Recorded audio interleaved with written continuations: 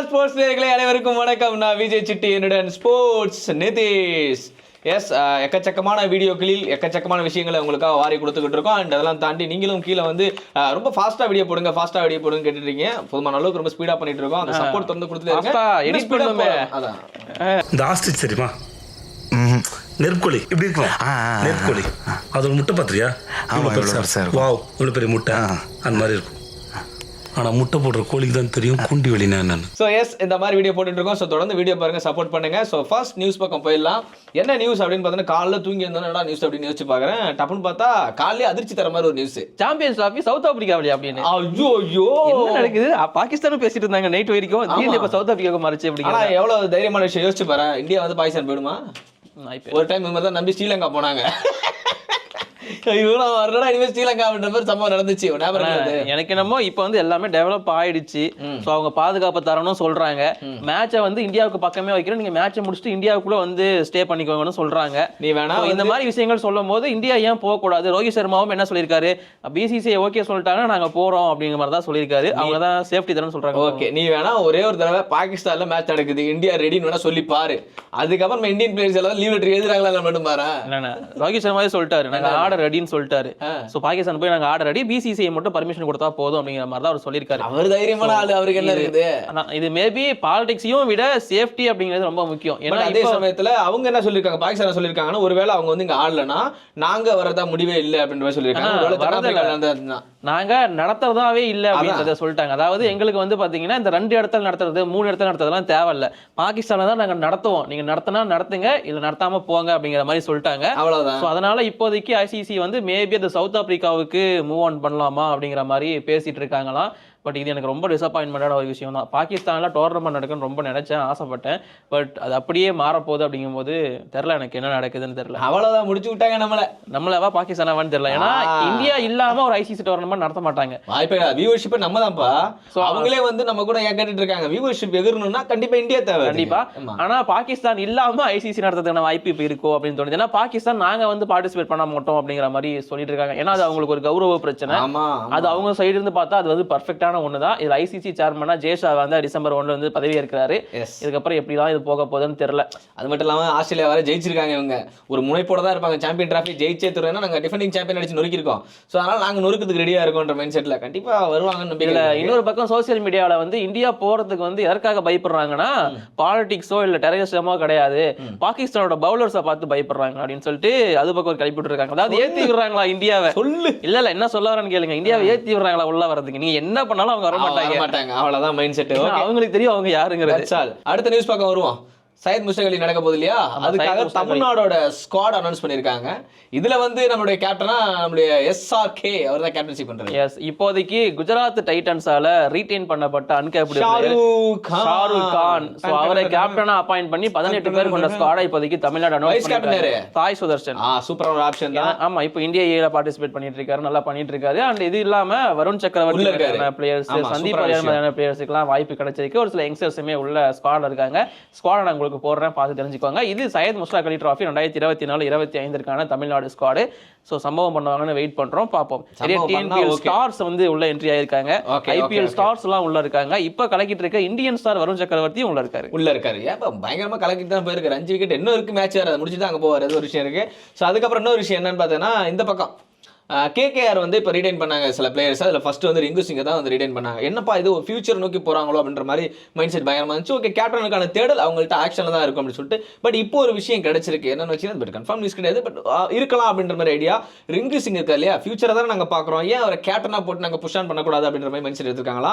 So இந்த பிளானில் இருக்க அவங்க கேப்டனாக ரிங்கு சிங்கை போடலாம் அப்படின்ற மாதிரி இருக்காங்களாம். நல்ல ஆப்ஷனா? என்னை பொறுத்த வரைக்கும் பேட் ஆப்ஷன். இப்ப வளரும் போது நீங்க பொறுப்பு கொடுத்து அவர் அடிச்சு விடுங்க. எல்லாரும் தோனி கிடையாதுப்பா, கொஞ்சம் அவர் விட்டு வேலையை பார்க்கட்டும். கில்லிக்கெல்லாம் கேப்டன்சி கொடுக்குறீங்க, ரிங்கு சிங் கொடுக்குறது என்ன இருக்கு? ரிங்கு சிங் நல்ல பிளேயர், கில்லி கொடுத்ததுல சீரியஸ் கிடையாது, விளையாட்டை கொடுத்து தான் ஜிடி அப்படியாச்சு.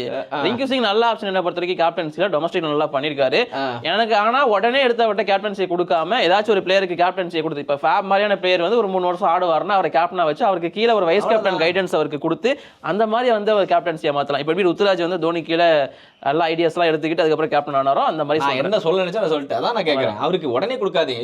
இப்போதான் அவர் புஷ் பண்றாரு, நல்லா மேல வந்துட்டு இருக்காரு. சரி ஓகே, எடுத்துக்கிட்டோம். இப்போ இந்த பிளேயர் நல்லா கரெக்டாக இருப்பாருன்னு பாருங்க. கேகேஆருக்கு வந்து கேஎல் ராகுல் மேபி ட்ரை பண்ணலாம் தம்பி. ஓகே ட்ரை பண்ணலாம். Captain material and wicket keeper batsman KL ராகுல் வந்து ஸ்டேட்மெண்ட்டே கொடுத்துட்டாரு, எனக்கு வந்து இந்தியா T20 ஃபார்மேட்டுக்கு திரும்ப உள்ள என்ட்ரி ஆகும், கம்பேக் கொடுத்து ஆகணும் அப்படின்றது. அதனால இந்த IPL 2025 நான் யூஸ் பண்ணிக்க போறேன். மெகா ஆக்ஷன்ல எந்த டீம் வந்து எனக்கு ஃப்ரீடம் கொடுக்குறாங்களோ அங்க போய் நான் ஆட போறேன் அப்படிங்கிற மாதிரி சொல்லிருக்காரு. சிலிர்த்து போயிட்டு சில்லறை செதற விட்டுட்டு இருக்கேன். அடுத்த டம்னு பார்த்தா ஒரு சிரிக்கிற மாதிரி இருந்துச்சு. ஃபர்ஸ்ட் இதை சொல்லி முடிச்சிடுறேன்.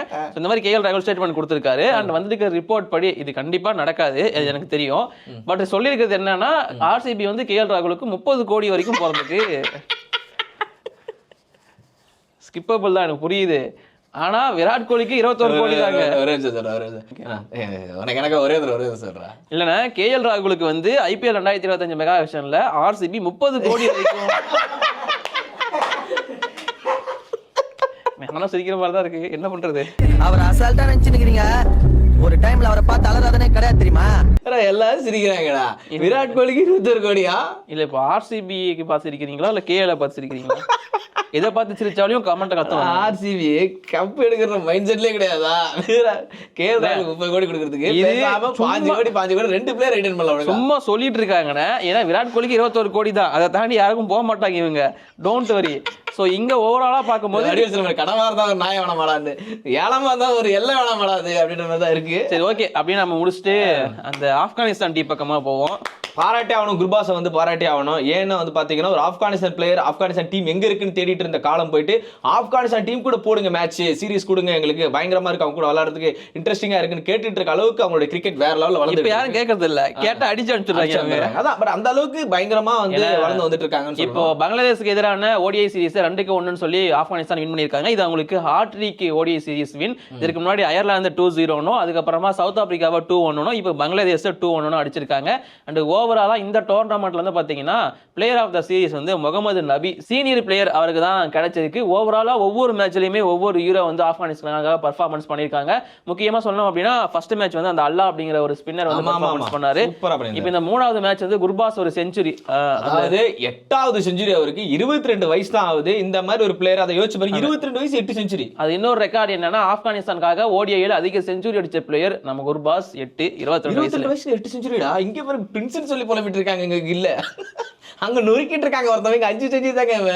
நான் பேசலப்பா, பேசலனா ஏட்டர்னு சொல்லுவாங்க. உண்மையை நீங்க சொல்றீங்க. அதாவது விராட் கோலி அடிக்கும்போது பாபர் அசம் வரும்போது ஆஹா பாபர் அசம் வந்துட்டார் அப்படின்னு சொல்லிட்டு இருந்தாங்களோ, அதுக்காக அவர் முடிச்சு விட்டாங்க. அது வேற விஷயம். இல்ல இப்ப குர்பாஸ்க்கு ஆல்ரெடி IPLல ஒரு நல்ல வேல்யூ இருக்கு. இப்போ இதை ஏத்திக்கிட்டாருன்னா சொல்லுவேன். இது இல்லாம ஒமர் ஜாயோட 70+ நல்லா இருந்துச்சு. அவர் தான் மேன் ஆஃப் த மேட்ச் 3வது ODI வாங்கி இருந்தாரு. சோ டோர்னமெண்ட் ஸ்டார்ட் ஆகிறதுக்கு முன்னாடி ஒரு பயங்கரமான ஃபார்முக்குள்ள வந்திருக்காங்க ஆப்கானிஸ்தான் பிளேயர்ஸ். டெஃபினட் இதெல்லாம் உடுப்பா. 2 கேப்டன் வெளிய போயிட்டாங்களே. 2 கேப்டன் வெளிய போயிட்டாங்க. ஆமா, இன்டர்நேஷனல்ல IPL டீம்ஸ்லயா? இது எப்ப பாரு IPL இருப்ப கிரிக்கெட்லயா ப்ரோ கபடி லீக் ஒன்னு போயிட்டு இருக்கா இல்லையா? ஓஹோ, சொல்லுங்க. ஏற்கனவே தமிழ் தலைவர் அப்படி இப்படி தான் இருந்துட்டு இருக்காங்க. இப்ப சாகரும் அவ்வளவுதான். சாகர் ராத்திக்கு வந்து அந்த ஃபர்ஸ்ட் மேட்ச் ஏற்பட்ட இன்ஜுரி நீல அது யாரை பிடிக்கும் போதுன்னு பாத்தீங்கன்னா பவன் ஷராவத்தை பிடிக்கும் போது, புலிய பிடிக்கும் போது Tamil Thalaivas first match injury Pawan Sehrawat. இது நாளும் பிரிக்க முடியாத ஒண்ணு. அந்த ரூல் அவுட் சேர்த்திக்கோங்க 5.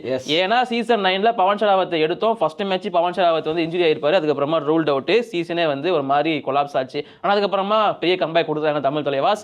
இப்போ சீசன் 11ல சாகர் ராத்தி அதே பவன்குமார் ஷெராவத்தை பிடிக்க போய் அதே நீல இன்ஜுரி, இப்போ அதே மாதிரி ரூல்ட் அவுட். ஏன் பவனுக்கு ராசி இப்படி இருக்குன்னு தெரியல தமிழ் தலைவாஸ் கூட. இப்போ ஏற்கனவே எங்க டீம் தள்ளாடிட்டு இருக்கு. நான் இப்போ சாகர் அவுட் கேட்டுட்டு வரேன். இதுக்கு மேல அவ்வளவுதான். 12வது சீசன் பார்க்கலாம் போங்க. அவர் வாழ்த்துக்கள் தெரிவிச்சுட்டு ஊருக்கு போயிருக்காருண்ணே. என்னடா வாழ்த்துக்கள் முடிச்சு விட்டாங்கடா. இருங்க பாய் மூமெண்ட் வரும். சாகருக்கு இந்த இன்ஜுரி பிரச்சனை ரொம்ப நாளா இருக்கு. அடிக்கடி இன்ஜுரி ஆயிடும் அவருக்கு. பட் இது வந்து நீ இன்ஜுரி ரொம்ப பெருசாயிருச்சு. அண்ட் அவருக்கு ரிகவர் ஆயிடுவார்னு எதிர்பார்த்தோம். பட் ரிகவர் ஆக முடியல. டீம் கூட தான் டிராவல் பண்றாரு. பட் ரிகவர் ஆகவே இல்லை சுத்தமா அவருக்கு. அதனால நீ இன்ஜுரி வந்து இப்போ சர்ஜரி பண்ண போறாங்க அவருக்கு. அதனால இப்போதைக்கு அவர் ரூல்ட் அவுட். அண்ட் அவர் மட்டும் இல்லாம அடுத்த நாளே வந்து பாத்தீங்கன்னா அஸ்லாம் இனாம்தார், அதாவது டிஃபெண்டிங் சாம்பியன்ஸ் புனேரி பல்டனோட கேப்டன், அவர் தான் கோப்பையை வாங்கி கொடுத்தாரு. ஸோ அவருக்கு ஒரு மேட்ச் இன்ஜுரி இருந்துச்சு. அடுத்த மேட்ச் ரெஸ்ட் கொடுத்தாங்க. திரும்ப அடுத்த மேட்சே வந்து பிளே பண்ண வச்சுட்டாங்க. அதாவது அவருக்கு வந்து அந்த சின்ன நிகழா இருந்தது இப்போ பெரிய இன்ஜுரியா மாறிடுச்சு. அதனால அவராலும் ரிகவர் ஆக முடியாது. அவருக்கும் நீ இன்ஜுரி அப்படிங்கிறதுனால ஸோ அது வந்து ஏசியலா இருக்கலாம் அப்படின்னு சொல்லப்படுது. அதனால அவருமே இப்போதைக்கு ரூல்ட் அவுட். ஆனால் புனேரி பல்டனுக்கு இந்த பிரச்சனை கிடையாது. அவர் இல்லாட்டி அங்கே ஆகாஷ் இந்தியாவோ அஜித் குமாரையோ ப்ளே பண்ண வச்சிருப்பாங்க. பட் தமிழ் தலைவாசுக்கு ஏதாச்சும் ஒரு ரீப்ளேஸ்மெண்ட் பிளேயர் சைன் பண்ணி ஆகணும் அப்படிங்கிற சுச்சுவேஷனில் இப்போதைக்கு தமிழ் தலைவாஸ் இருக்கு. யார் உள்ள வர போறாங்க, என்ன பண்ண போறாங்க, அதை வெயிட் பண்ணுவோம். அண்ட் இது இல்லாம இன்னும் 2 கேப்டன்ஸ் இருக்காங்க. நவீன்குமார் கோயத்துக்கு இன்ஜுரி, அவர் வந்து வருவாருன்னு நம்பிக்கை இருக்கு. பட் பிராக்டிஸ்லாம் பண்ணிட்டு இருக்காரு, வருவாரான்னு தெரியல. பர்தீப் நர்வாலுக்கும் இன்ஜுரின்னு சொல்லப்படுது. பட் இன்ஜுரி என்னத்த சொல்றது, பர்தீப்க்கு இன்ஜுரி கிடையாது. ஆக்சுவலி அவர் கொஞ்சம் ஒதுக்குறதுக்காக சில விஷயங்கள். அவ்வளவுதான் மரியாதை. என்ன வெளில வேணா தூக்கி போடு, கேவலமா கேப்டன் பேசாத. அவர் நல்லா தானே ஆடிட்டு இருக்காரு. ஆனா அவர் வந்து சப்ஸ்டிட் பண்ணி வெளியே எடுத்துறாங்க. சங்கு நீரம். இந்த மாதிரி பிகேஎல்ல ஒரு சில டிசப்பாயின்மெண்டான விஷயங்கள் போயிட்டு இருக்கு. பட் ஒரு பக்கம் வந்து சூப்பரான விஷயங்களும் போயிட்டு இருக்கு. ரொம்ப ஹரியானா சிலர்ஸ் மேட்ச் நல்லா இருக்கு. ஹரியானா வின் பண்ணி இப்போ டேபிள் டாப்புக்கு போயிட்டாங்க. பட்னா பைரேட்ஸ் ஒரு மாதிரி டாமினன்ஸ் பர்ஃபார்மன்ஸ் கொடுத்துட்டு இருக்காங்க. குஜராத்தை தவிர மற்ற எல்லா டீம்ஸும் சூப்பரா ஆடிட்டு இருக்காங்க. பாப்போம் என்னதான் நடக்குது பிகேஎல் சீசன்ல. ஆப்வியஸ்லி அது ஒரு பக்கம் பயங்கரமா போயிட்டு இருக்கு. அண்ட் இந்த மாதிரி அப்டேட் எல்லாத்தையும் கேட்டுட்டு இருங்க. வேற அப்டேட் ஏதாவது நீங்க வச்சிருக்கோமான்னு கேட்டா கண்டிப்பா கிடையாது. ஸோ இந்த வீடியோ பார்த்துட்டு சப்ஸ்கிரைப் பண்ணுங்க, ஷேர் பண்ணுங்க. சப்ஸ்கிரைபர் பார்த்துட்டு இருக்க ரொம்ப நாளா ஏறவே மாட்டுது. இதுக்கெல்லாம் யார் காரணம்? என்னடா நீ கரெக்டா கை கட்ட? அவங்க தானே காரணம். பார்த்து பண்ணுங்க. அவனை மாரி நான்லாம் கொஞ்சம் நான் பணிவோட தான் கேட்பேன்.